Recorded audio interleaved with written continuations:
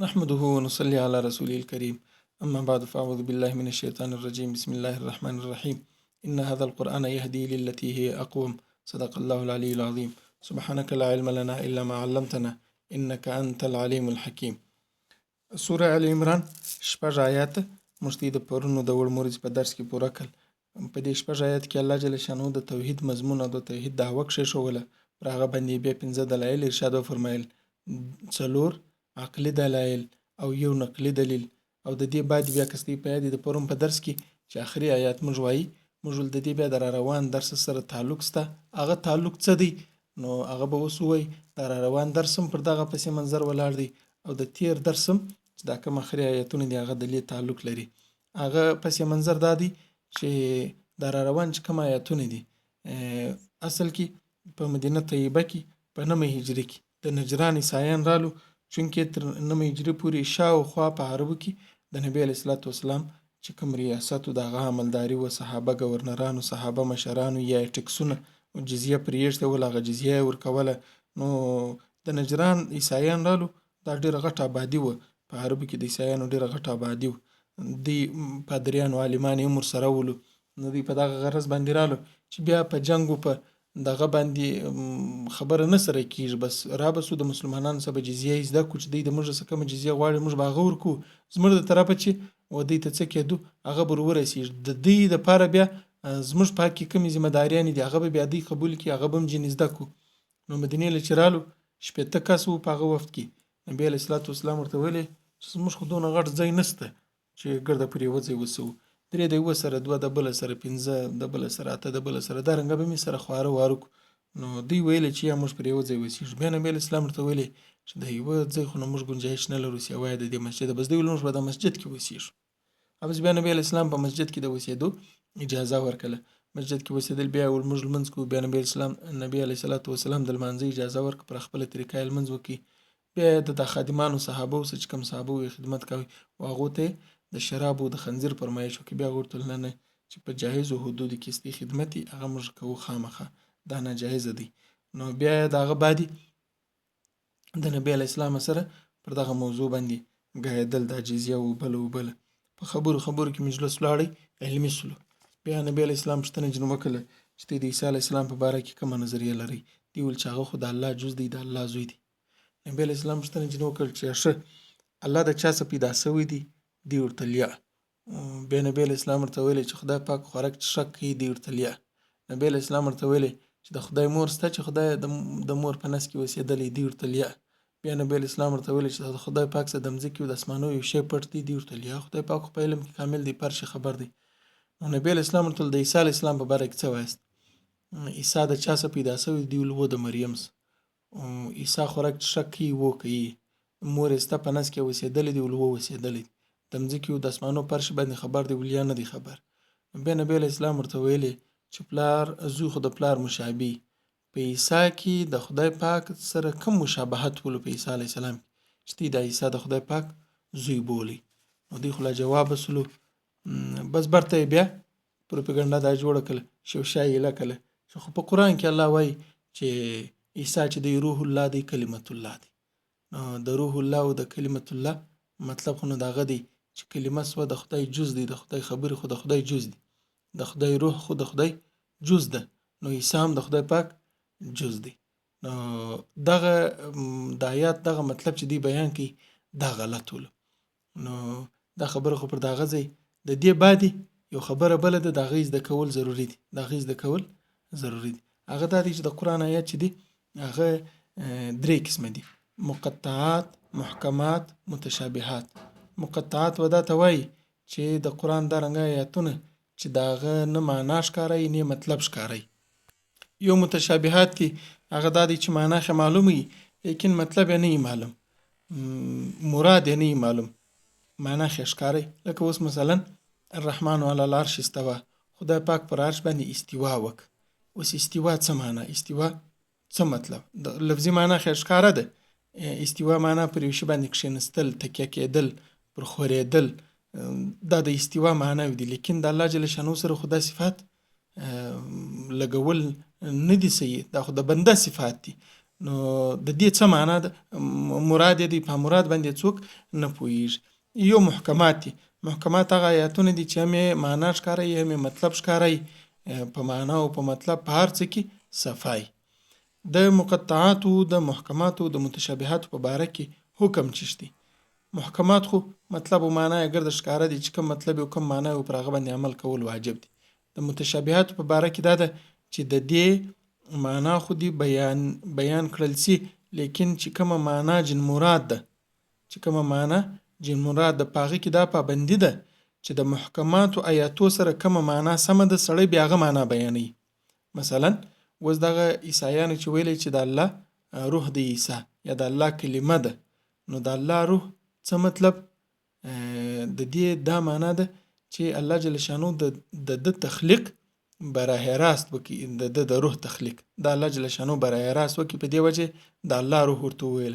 کلمت الله دا معنا چې د الله په کلمه باندې پیدا شوی دی کون چې کومه کلمه د پلار واسطه نه وکي.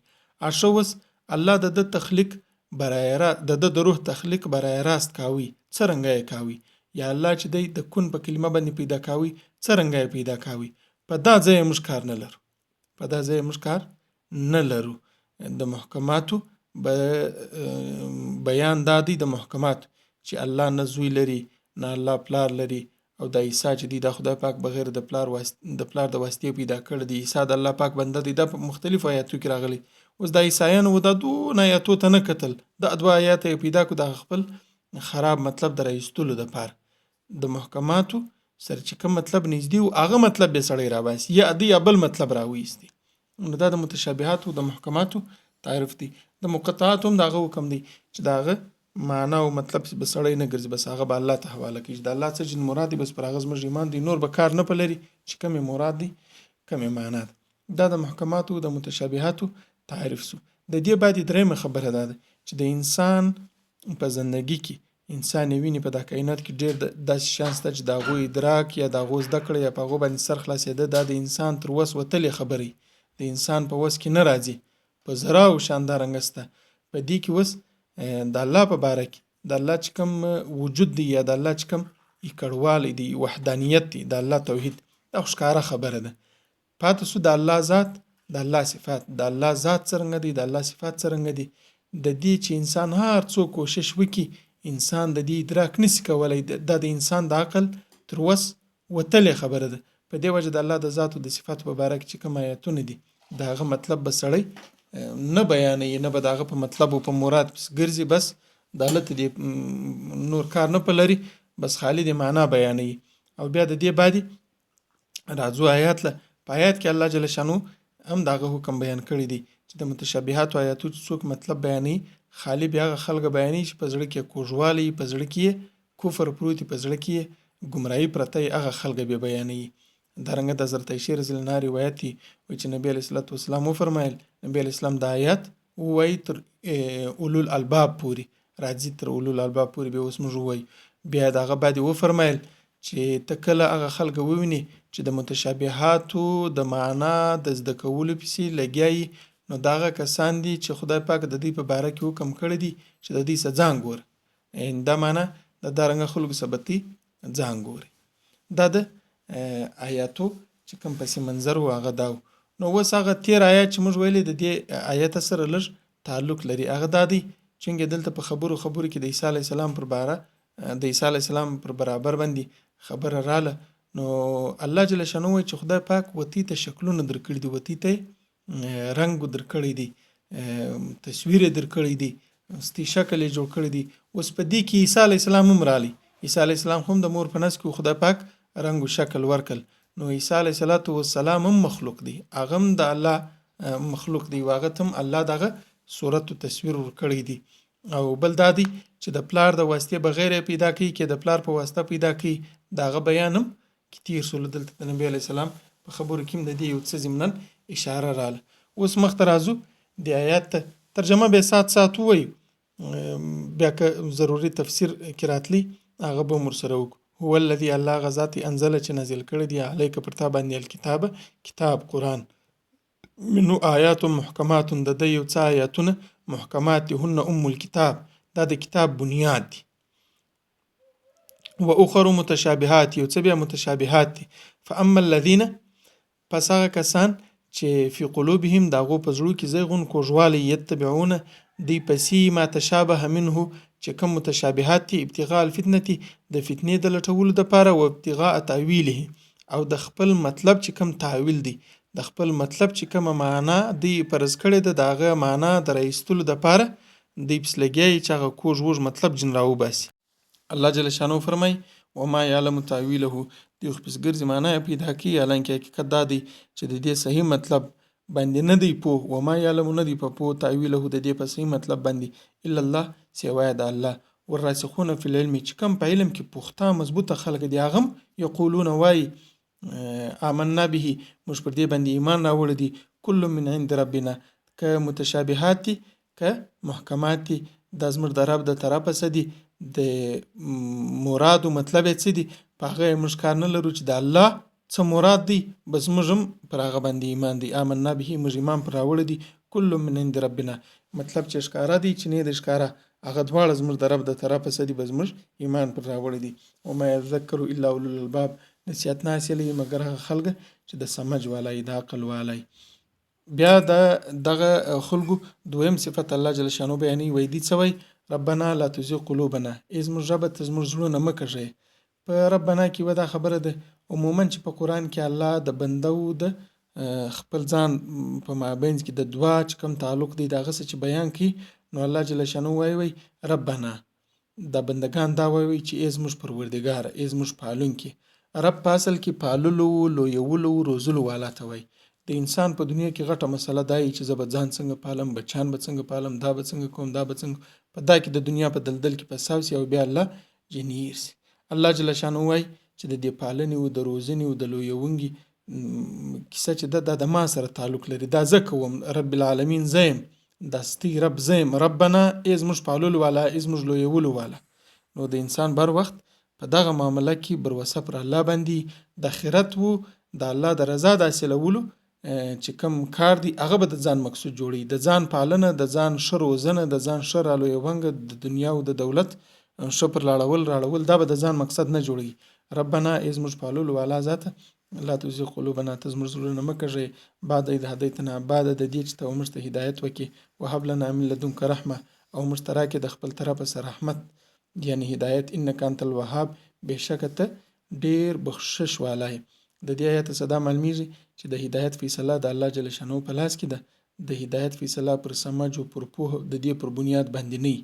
په دا وجه باندې حضور صلی الله علیه وسلم هم وفرمایله چې د بندگانو زړونه د الله په لاس کې دا رنګ دي بلا تشبیه، لکه د دوو ګوتو په مابین کې چې سړی په دوو ګوتو کې چې سړی یو شی نیولی چې داسې کې پر یوه خوا یې واړی را داسې کې پر دا بله خوا یې راواړی. په دې وجه د الله سره مسلسل د هدایت دعا غوښتل پکار دي. په قرآن کې هم دغه تعلیم دی، اهدنا الصراط المستقیم، اهدنا الصراط المستقیم، انک انت الوهاب، بېشکه ته ډېر بخشش کولو والا. وهاب و دارنګه ورکړه کولو والا ته وایي چې هغه د غوښتلو والا ته هم ورکړه کوي او د نه غوښتلو والا ته هم ورکړه کوي.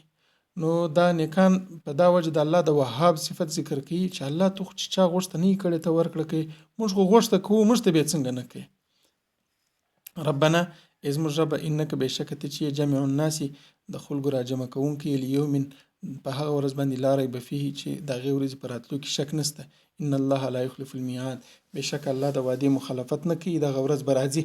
د دې دا معنی چې د دې دغه هدایت دا د الله د حکمو پابندي، دا د متشابهاتو د مرادو د مطلب ځان راکتل، دا دوی پر کم بنیاد کوي؟ دا د آخرت د تصور پر بنیاد کوي.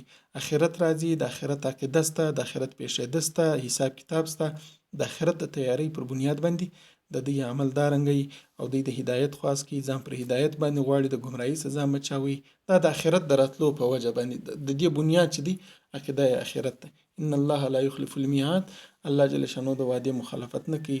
زموږ د لپاره دا سبق دی چې د الله جل شانو سره مسلسل د هدایت دعا غوښتل او د آخرت لپاره تیاری کول او د الله د حکمو هغه رنګ ځان پابند کول، لکه څرنګه چې راسخین فی العلم د الله د حکمو ځان پابند کړی دي. د نن د درس زموږ د لپاره دغه سبق ولو. الله جل شانو دې د عمل کولو توفیق راکړي. سبحان ربک رب العزة عما یصفون وسلام علی المرسلین والحمد لله رب العالمین. آمین برحمتک یا ارحم الراحمین.